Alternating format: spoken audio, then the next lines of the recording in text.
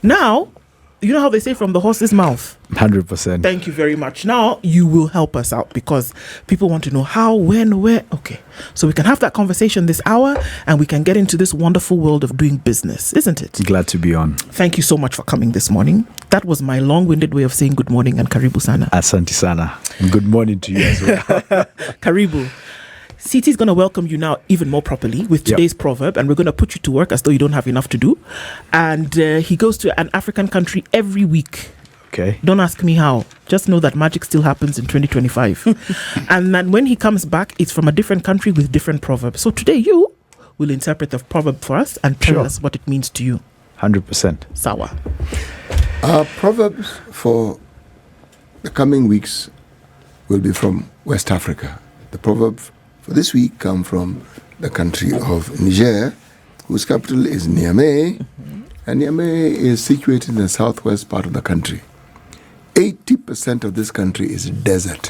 What you call the Sahara Desert, a good portion of it forms 80% of this country. By landmass, largest country on this continent, by landmass. So imagine landmass, most of that landmass is desert. Sheesh. Right. It's called life. The proverb: the lion will not give birth to a goat. You'd think that's obvious, isn't it? Interesting. I think I would look at it from maybe a lineage perspective, meaning that you are born from your parents and you have similar characteristics. So a lion would never give birth to somebody or something that is weak. So from a lineage perspective, I think you want to say your genetics, your culture, your background, how you're brought up is how you will grow up. Yeah. So if you're brought up in a strong background, strong environment, you will definitely not be a meek, in quote, a goat, right? So I think that's how I would interpret it as well. Yeah. Okay. So, I mean, it's great because everybody has a different thing. And every time I have an aha moment, I'm like, actually, yeah. And if you're from a lineage of greatness, you're not going to be some run-of-the-mill something on the, that 100%. people that is eaten by people. Yep. You eat. I think even most powerful is it's talked about the upbringing. There's a foundation, there's a blueprint to who you are 100%. that you kind of do not divert from. And that's really, really powerful. That's great. That's great. So, Kevin, Karibu again. And now we're talking about Verto. And we're talking about, cross-border payments for businesses and enabling that in a space whereby, isn't that what business is about? That gone are the days where you were just, it was your little circle, me and CT, my business, Stone Properties and CT, Tree Properties dealing to one another in the same space. But now we're going global. The world is connecting, every day. So let's start off with what is Verto in the first place, and then let's see how it's making this business happen. Great. And thank you again for having me. So we are at the very definition, we are a cross-border payments platform. So we are a platform provider, and what we do is we enable businesses do four things at the very critical, very basic function. Number one is we help businesses collect, we help businesses convert, we help businesses make payments, and we also help businesses access markets. So what do I mean by collect? Collect means, number one, how do I sell my product? So from the very definition of cross-border payments, we help businesses collect funds from different jurisdictions. A case in point would be a Nigerian business that is exporting cosmetics products in Kenya. A Kenyan importer will have to pay the Nigerian cosmetics business. So we help the Nigerian business, for example, collect from their Kenyan customer, right? We also then do payments. So we help businesses make payments globally. And when I mean globally, I mean we have capabilities of up to 190 countries globally, and that's 49 currencies. Payments could be supplier payments, could be payroll payments, could be payments for importation of goods and services, could be software subscriptions as well. So we cover real sector, service sector payment capabilities. We have over 40 global banking partners, and we use our proprietary platform to be able to make payments. So a case in point would be, we have Kenyan businesses that import pharmaceuticals from India. So they would use the Verto platform to pay their supply in India. All right, so that's the second part. And then finally, where there's a cross-border payments, there's always an element of converting foreign currency. So one of our customers could be a Tanzanian business that is selling maize in Kenya, right? The Kenyan maize trader needs to pay the Tanzanian maize exporter in Tanzania shillings, but he will sell the maize here in Kenya shillings. So what do? We enable that Kenyan trader convert his Kenya shillings to Tanzania shillings and pay the maize trader in Tanzania. So that's the third thing that we do. And then, of course, access to markets. Because we've got global businesses and we've got local businesses, we then are able to help you as Do International connect to new markets. So if you're looking at entering, say, Uganda, if you're looking at entering Tanzania or Nigeria, for example, we are able to help you connect with, say, our existing customer base if you want to, for argument's sake, export milk powder to Nigeria, right? We have commodity companies that use Verto in Nigeria for us, right? Okay. Yeah, I see. So that's we are from a compliance perspective. We are what you call a compliance-first business. So we work in a regulated environment. So our parent license is in the UK. We have licenses in South Africa. We have licenses in Nigeria. We also have Central Bank of Kenya approvals with banking partners here in Kenya as well. And we just got, good news, we just got our Dubai license. So cross-border payments between Dubai and Kenya are about to change quite significantly. What does that license mean? When you say you have a license to conduct the business, really very complex business that you have, what does that mean? So licensing means primarily to be able to move money across different jurisdictions. There's an element of risk from, number one, what are you paying for? Number two, who are you paying for? Now, because of in every life, there are bad actors. You typically find people want to do cross-border payments or cross-border trade in an unregulated environment. And that exposes your normal consumer to potential fraud, to that. So what different jurisdictions do is they come up with a licensing regime. A licensing regime requires the company that wants to facilitate these payments to, one, KYC their customer, which is know your customer. Who is Kevin? What does he do? Who are his owners? How long has he been in existence? Does he have a real business or he's just RM? So the licensing regime allows the jurisdiction that you're operating in to, one, monitor, and two, ensure you're following the laws of the land so that you're not in breach of any of the regulations that are put in place. That's what the licensing means. So a case in point, our license in Nigeria would apply to what Nigerian businesses are allowed to do from a cross-border payment. So we must onboard a customer, understand who is CT. Is CT a real person? Is he a natural person? What does he do? In certain jurisdictions, they have different requirements. They even want to know where is CT's house, where does CT live, right? So the licensing requirements are at each level. So we have our parent licenses in the UK. We also have licenses as well in the US, depending on the business model that we're applying in each jurisdiction. Right. So usually we've seen that businesses then have solutions because there was a problem. Correct. What was the problem that Verto is fixing? Thank you for that question. And let me give you a bit of an anecdotal story. So Verto is 7 years old. And it was primarily set up to solve one problem. African businesses and African financial markets have always been scored as what you call a high-risk jurisdiction. Basically, You do not have the right compliance laws. You don't have the right compliance mechanisms to monitor how money moves. So what you typically find in the global payments system, Africa is considered very high risk. What does that mean? It means if I want to send money, even just to pay for school fees to my son, if he's in the UK, he's in the US, I have to do a lot of compliance requirements. So African businesses have always struggled to access the global payment system. If I want to make a payment today to China, sometimes it can take 7 days. Sometimes the money never reaches. So what Verto then did is understood there's a challenge for African businesses accessing global liquidity and the global payments network. So what did we do?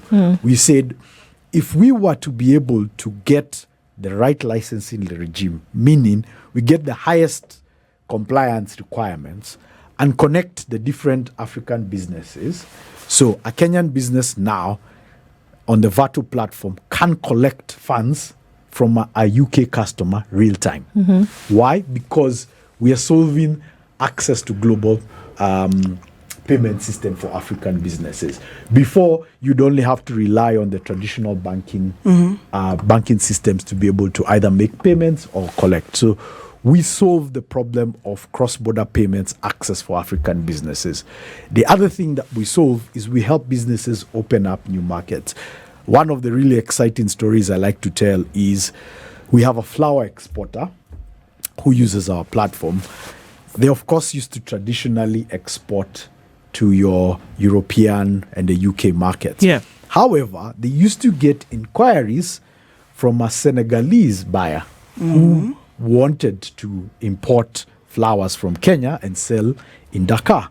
Now, the traditional payment channels were Western Union, was cash, fly in, because there's no real connection between a Kenyan payment system and Dakar. Yeah. So what did Verto do? Because we have collection capabilities in Senegal and we have payment capabilities in Kenya, we were able to get the Senegalese buyer to convert his XOF, ZOF, to Kenya shillings, pay the flower exporter here, and the flower exporter was able to put the flowers onto Kenya Airways, cargo, and transfer. And all this happened within 2 or 3 days. Okay.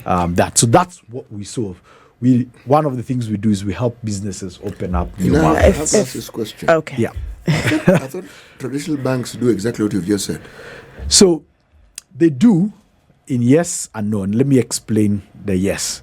Yes, you can receive payments through the traditional bank. However, the traditional bank system uses what you call a SWIFT system. Now, the West African banking system works with they have a centralized, what you'd call like centralized central bank across different countries. They have one central bank in West Africa. Now, every payment, for you to access dollar liquidity, you sort of get into a queue to get that access. Now, what we do differently is we have banking partners in Senegal, and we also have banking partners in Kenya. Now, a Kenyan bank would typically not have a branch in Dakar that can be able to do that efficiently.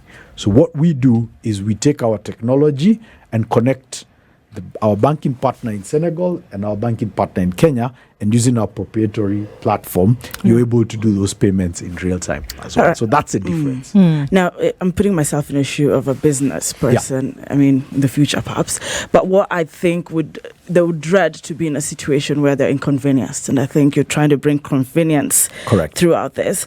But if you look at the, certain various risks of cross marketing, you're looking at uncertainties, including political instability, technological advancement, and natural disasters that might, because even if you refer to the situation what we saw in Russia, for example, and then certain things just change in the market, and someone would want to interrogate, why would I trust Verto to ensure that there will be no inconvenience based on what's happening perhaps in DR, and I have this relationship with somebody in Kenya in terms of business, and I'm in DR right at the heart of it. Correct. What are you doing differently that would save me that inconvenience based on those particular uncertainties in the cross, if I put it that way, border. Okay. border. So So two things are I see we help with. Number one is uncertainty around markets is usually shown in the currency movement. So if Russia invades Ukraine, you typically see the currencies reacting. So one of the things we do to help businesses deal with that level of uncertainty is we have a fully fledged treasury management platform that you can be able to, one, observe market movements. Two, we have our own house research team that provides you market color on a daily basis. What do we think? Everybody's now talking about Trump. What are the implications for Trump from an Africa perspective? So then we provide a lot of our customers with market color. We also give them a risk management platform that you can be able to say, okay, I'm anticipating a payment in a week's time from a customer, say, in South Africa, right? And there is political uncertainty. We do have a solution where you can hold your funds in a multi-currency wallet and wait for the uncertainty to reduce and then move your money. So we have that ability as well. From a political perspective, we also have within our team a compliance function. That compliance function is able to tell you these are the jurisdictions that are what you call out of risk appetite. For example, if you're looking to make a payment in a restricted country and somebody has approached you, we're able to tell you the following countries globally have restrictions. You won't be able to either collect your funds or not. There are certain businesses in Kenya get a lot of inquiries around, can you make a payment to certain jurisdictions? We are able to tell our clients, hey, please note this is an out-of-risk jurisdiction. It's highly unlikely you'll get paid. The other thing that we also do, which is something we're really excited about, is because we're a compliance-fast business, if you have a potential supplier who wants to sell you products, and you're not too entirely sure of who they are, one of the things that we do is we have got AI technology. If you're able to share with us payment details, we're able to tell you, is this document doctored? Because we're also connected on the SWIFT network, we're able to also validate, is this an existing supplier business as well? So we don't just facilitate cross-border payments. We also want to make sure that businesses are working in a safe and trusted environment. Nice. So, I mean, folks getting confused in the sense that, or not getting confused, but you know how we want to just say that, yes, you can make sure the payment platform works, but what else are you doing? So after I make the payment, can you also make sure my stuff gets here as well? You know, can we separate that? So, because there's the thinking that, you know, you can make sure the payment goes through from here to Beijing, whatever, but are you also then facilitating for my goods to reach here? So we are focused on the payments leg of the business. However, we have partners that are logistics partners that we work with. So a freight forwarder, for example, who wants to you're looking for assistance to facilitate freight forwarding. I'm always talking about Nigeria and Kenya. It's one of our favorite corridors. Let's say CT wants to import jollof rice.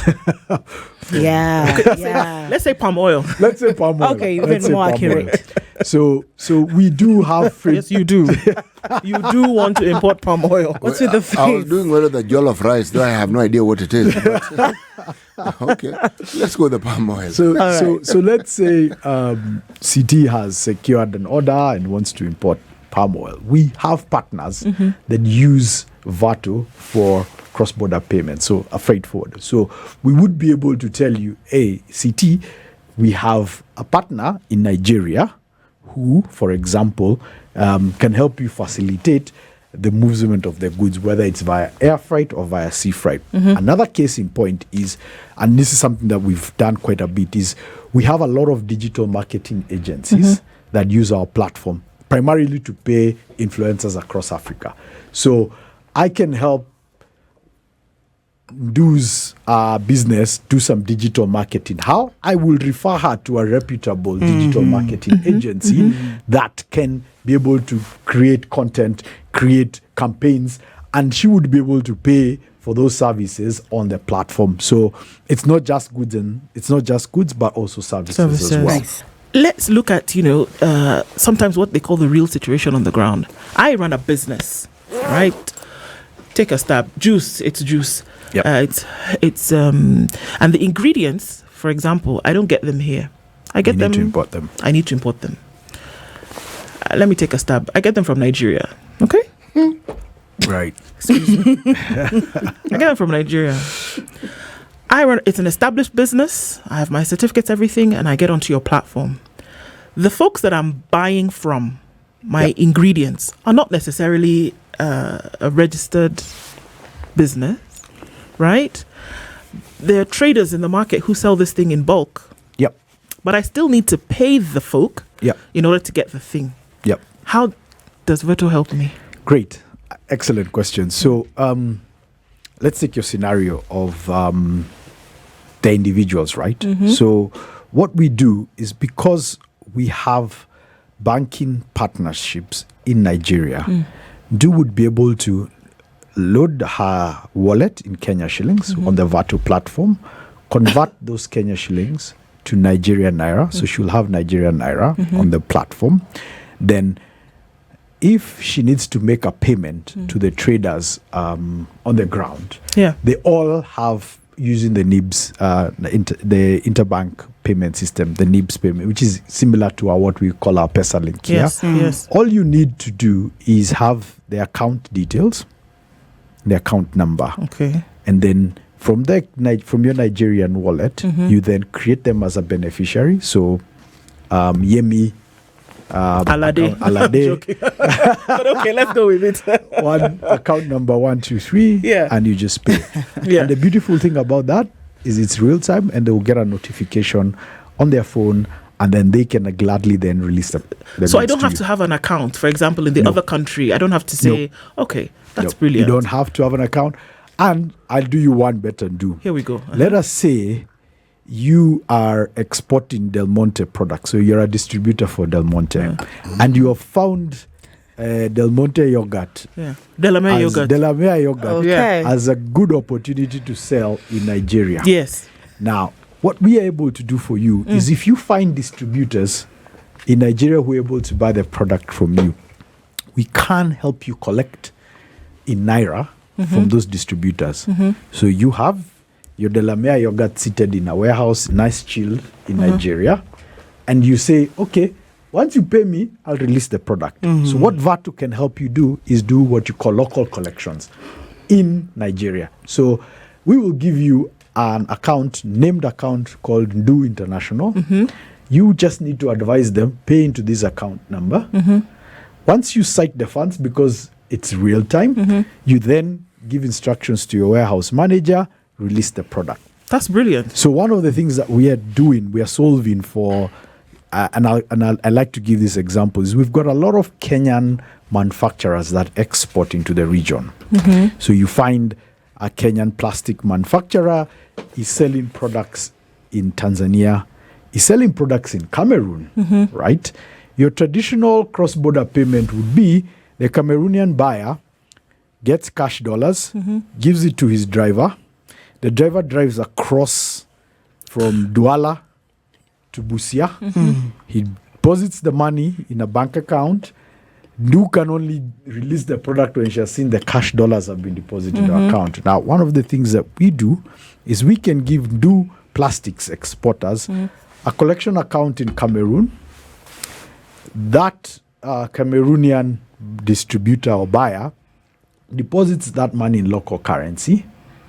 You want Kenya shillings. Yes. So our platform is able to tell the distributor or the buyer, if you want 100,000 or 1 million Kenya shillings fixed as your invoice value, our platform is able to tell this distributor to deposit XAF, say 68 million. Yes. And they will deposit, and our platform will automatically then credit your Kenya shilling account, and you're good to go. Do you see now?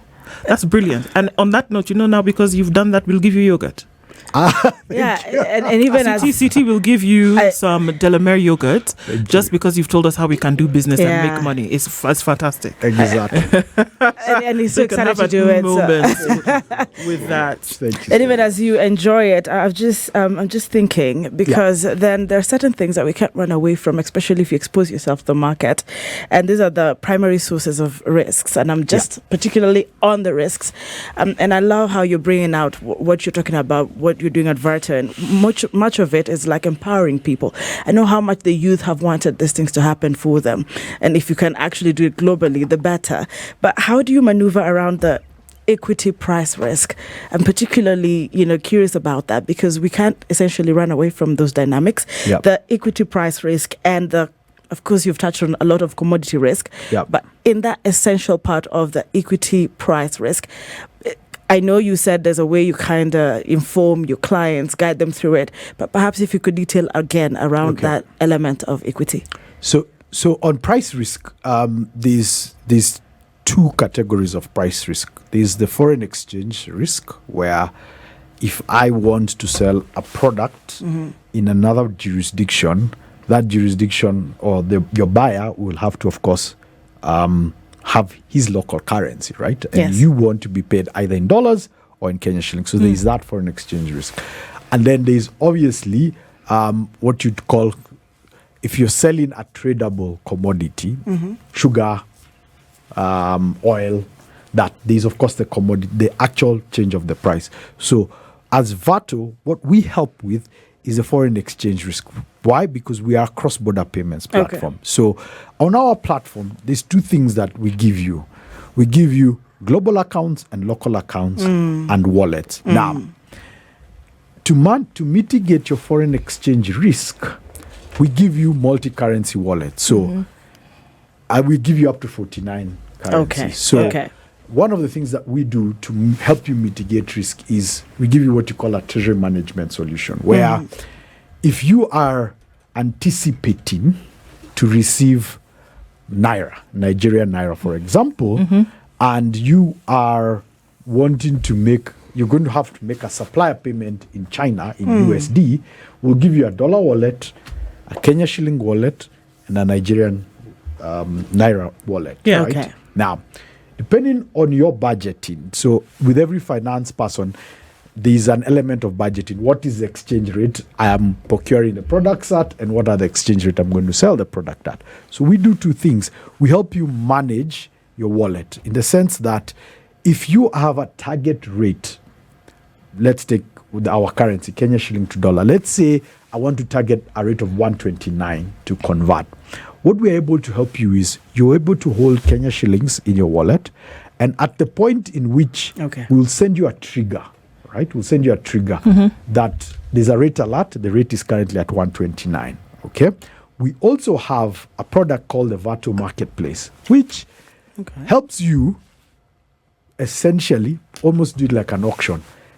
Let's just look at the four of us, for example. So CT is a flour exporter or a tea exporter. He gets dollars. Kevin is an importer of, let's say, medical equipment, right? I will always have demand for dollars, right? Yes. CT will always have supply of dollars because he's exporting product. So what we do on the marketplace is we are able to let CT post his target rate. So if CT wants to sell his dollars at 129.30, and I am comfortable with buying at 129.30, I will see an anonymous bid on the platform, and then I will just strike it. I send my Kenya shillings, CT sends his dollars, and we facilitate that. Another convenience. So we make it if you're planning. So from our price risk perspective, we help you plan. So if I have a target rate, from a budget perspective, or my finance manager has said, this is the rate we need to achieve for us to break even, I just have to just put my bid and say, I want to buy dollars at 129. Oh, this is great. So there are merchants who are on the platform anyway, who are still able to do business with each other. Correct. So we're able to match. So CT is a flour exporter, Kevin is an importer. I don't need to know him.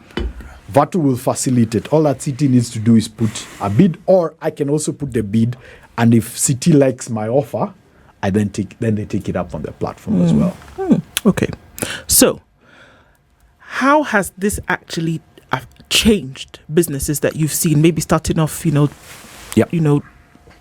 trotting and then getting to the place where you're running. How have you seen that businesses over time, having been on the platform, have then moved from one level to the next? So we target both medium-sized, small businesses and large enterprise corporates. The biggest success stories, I must admit, over the 3 years that we've been in the market now is seeing businesses grow and finding new markets. That's been our biggest, should I say, cheer right now, because I'll give you a case in point. We have a cosmetics importer who was really struggling accessing. So they import some of the cosmetics from China, some of them actually from Nigeria. They were really struggling to get money, for example, to China. It would take them 2 weeks for them to get the payment there. That's number one. Number two, then that affects everything after that, because the Chinese supply is not going to release product until, so everything gets delayed. So they mentioned to me that their cash conversion time from the day they send money to China to the day they bring the product reduced by 60%, which allowed them to quickly now start getting a lot more product in. That's number one. Number two, they just recently expanded their business to Uganda. Now, because of the Verto platform, they didn't need to open a presence in Uganda. What they did is they took the collection solution, right? Yeah. And every time they need to sell, they just top up the Uganda shilling wallet and then manage the logistics, whether it is rent, whether it is taxes in Uganda, all from the comfort of that. This business has grown like, I think maybe 200%. My goodness. Over the last, just because of ability for us to help them open new markets. Amazing. And I'm actually very curious, celebrating 7 years in this, and some people are thinking starting is really, really difficult, but look at you withstanding the test of time. 7 years. There have been challenges, I know. A lot. And someone would be curious to understand, how many countries so far, because you are going wide and beyond. Yeah. And somebody's watching in diaspora, listening in from diaspora, and they're thinking, so are we able to also get a piece here? So perhaps just to walk us through that journey in the picture of how far you've expanded, who is eligible, and 7 years down the line. So let me say what is eligible, then I'll say our challenges. Yes. So we currently can onboard any business around the world, so long as you're not from a restricted country. So I wouldn't onboard a customer. How do you qualify to be a restricted country? So there's something called the OFAC sanction. So there's a sanction list that is globally circulated. So countries like Myanmar, Southern Sudan are those sanction lists. So we typically are not, because of our global banking partner network, we typically then align that. So eligible, anybody, so long as you're a registered business. So we don't do individuals, but we do registered business. So if you're a sole proprietorship, you would be eligible, so long as you're registered in Kenya, for example, with BRS. We offer 49 currencies globally, which covers about 190 countries. Collection capabilities, that's 25 currencies. We are basically everywhere in Africa, apart from North Africa. That's our next phase of expansion. We've, as I just mentioned, we've just launched in Dubai. Yes.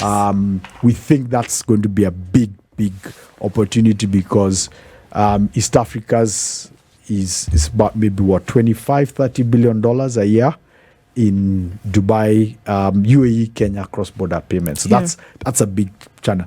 Challenges. The beautiful thing about Africa is everybody's very independent. I think we saw that over the weekend as well. Regulatory landscapes are very different. So to get a license in Nigeria is very, very different to get a license in South Africa. You would expect that primarily because most of these countries maybe are Anglophone and you would have a Commonwealth sort of similar. No. biggest challenge is navigating the different regulatory landscapes. Yeah. That's number one. Number two is what I mentioned earlier around high-risk jurisdiction. Yes. It's still a problem around certain banks, and I'll be fairly frank, certain jurisdictions like the US is very, very hard to penetrate because they've got very high, compliance requirements around reporting, regulatory reporting. So you need to invest a lot of infrastructure from a compliance perspective to be able to facilitate cross-border payments. It's been that 7 years for you to be able to understand this jurisdiction wants this type of compliance requirements. So those are the challenges. And I think the other challenge is technology. Technology is really moving a lot fast. So you need to remain agile. You need to remain innovative. You need to continue asking our audience, what are some of the problems you're currently facing? We are now rolling out expense management solutions, primarily because we have corporates who say, Kevin, I need to travel and I need a corporate card when I'm traveling, right? Can you help me out? So we're starting now to see ourselves now evolving into other spheres around the payment space as well. Right. Yeah. Okay. So in this world, like you talk about technology moving so quickly, there are folks who don't use cash to pay for anything anymore. I mean, I'm not even talking about physical cash. I'm talking about currencies have shifted. So with digital currencies such as crypto have been used to make a lot of payments for certain things. Correct. Is that also something that the Verto platform looks into as well? So let me say yes and no. No, because in certain jurisdictions, crypto is not allowed. So where there's a jurisdiction that there's a restriction on, we don't do crypto. We do what you call stable coins. So stable coins typically are sort of acceptable in regulated jurisdictions because they are not crypto. They're just a different version of it's a digital currency. Right? I'm sorry if I have to interrupt. Maybe I got a bit confused there. Stable coins and bitcoins. So yes. The same thing? or the bitcoins are for the crypto? So Bitcoin is a crypto. Oh, okay. Stable coin is a digital asset that is backed by physical currency. So USD, for example, USDC is backed by US treasuries and actual US cash. Right? So it's just a currency that allows you to make payments. So in certain jurisdictions, for example, we don't handle any crypto business, primarily because every jurisdiction that we are regulated in doesn't allow us to onboard crypto-related businesses. Okay. So what do you hope? I mean, look at the way the world has progressed, whereby we moved, and when e-commerce came about, we thought we got the next best thing after sliced bread, where you can have different shops online, and then we started to do things, and now we are saying that you can be domiciled in Kenya and you can do business and never have to see the other individual, and you're not even, so long as you can just see digital confirmation that this and this is done, your business carries on. I mean, it would appear as though the sky is the limit with things that we are seeing now in the digital space. What would you hope to do? I mean, you talk about Nigeria, China, South Africa, now Dubai. What can really you imagine that can actually happen? So my personal vision is, I think there's humongous opportunity for African businesses to have a global approach in their development, in their ambition. And why do I say this? Is the fundamental bit is we've got developed economies that have a higher consumer spending power. Now, for African businesses to do the next $1 billion valuation or 3 billion or 10 billion or 100 billion valuation, there's no escaping. We must give them access to those developed markets. So our ambition and my personal vision is to be able to help an African business sell to that high-end consumer in Belgium, in Switzerland, in the UK.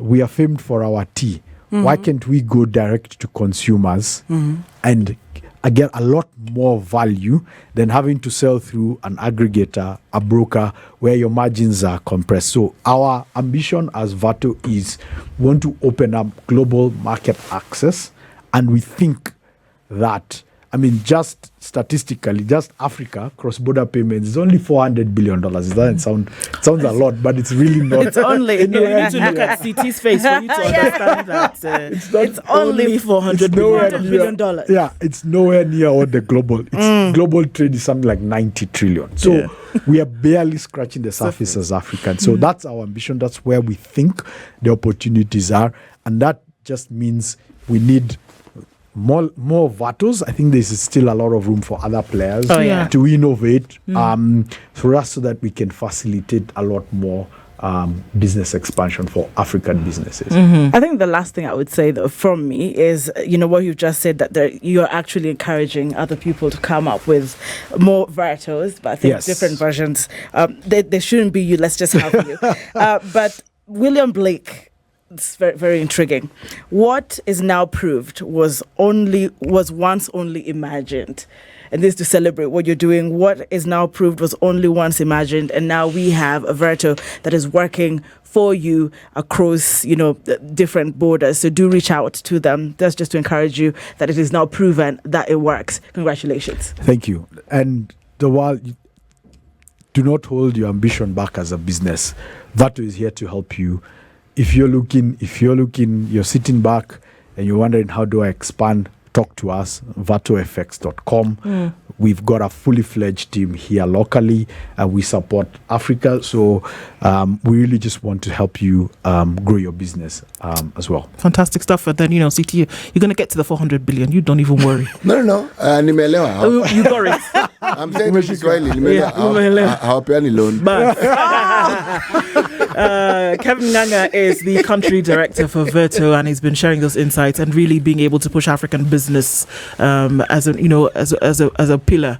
And I think it's fantastic stuff. So thank you for sharing those insights. We continue sharing information about Verto even in the coming days. So thank you for doing that with us this morning. This is the Situation Room, the only way to start your day.